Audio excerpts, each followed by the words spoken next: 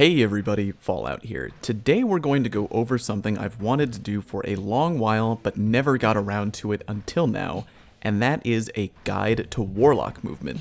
I'm going to break this up into two parts. The first part will cover surfing, and the second part will cover hovering. Okay, so part 1, Warlock Surfing. Now you may have heard this referred to before as bunny hopping or a number of other things, but at the end of the day, this is basically the Warlock version of Titan skating. And while it isn't as fast as Titan skating, it's still very helpful to know how to do and how to utilize in PvP. There are other guides out there by some great community members on how to do this, but I've heard from a good number of people who still can't quite get the hang of it, so let's dive in.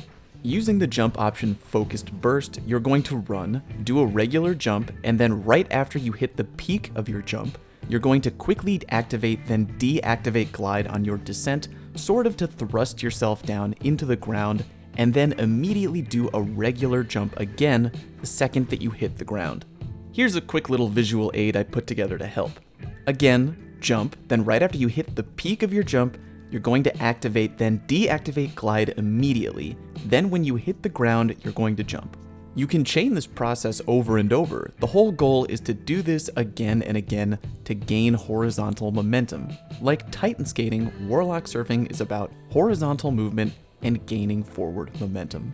It's important to know that you're actually encouraged to do this with very low agility, so that way your initial jump keeps you lower to the ground, meaning you'll be thrusting down into the ground more frequently. And that's pretty great, because it means you can have your Warlock focus entirely on recovery and armor without having to think twice about putting any points into agility. Now, there's a minor variation of Warlock surfing where at the very end, when you jump after hitting the ground, you instead immediately activate and then release glide right away. This variant style gives you a big boost of momentum right at the end, but isn't always as easy to chain together as the standard Warlock surfing method. It does have its uses though, and when used properly, you can mix both methods together and really get some good momentum going. When watching these random clips of me surfing around, pay attention to my Warlock's gauntlets to get an idea of the right timing.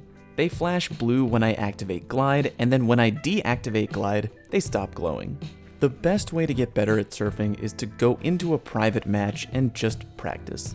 Also, this probably goes without saying, but having either a SCUF controller, an Xbox One Elite controller, or any other controller with additional paddles will help out a lot with this kind of movement.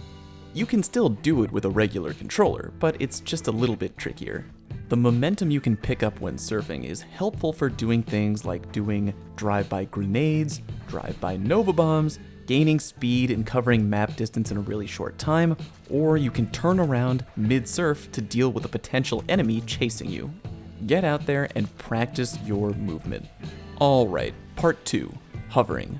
While Warlock surfing is more of a horizontal movement tactic that you can use offensively, hovering is kind of the opposite. It's a vertical Warlock movement that's used defensively for the most part. It's pretty straightforward, and I'm sure you've seen it before.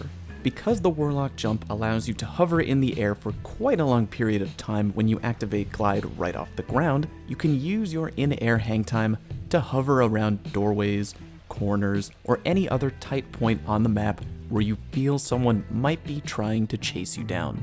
It's a bait tactic, and the Warlock jump allows them to do it pretty well.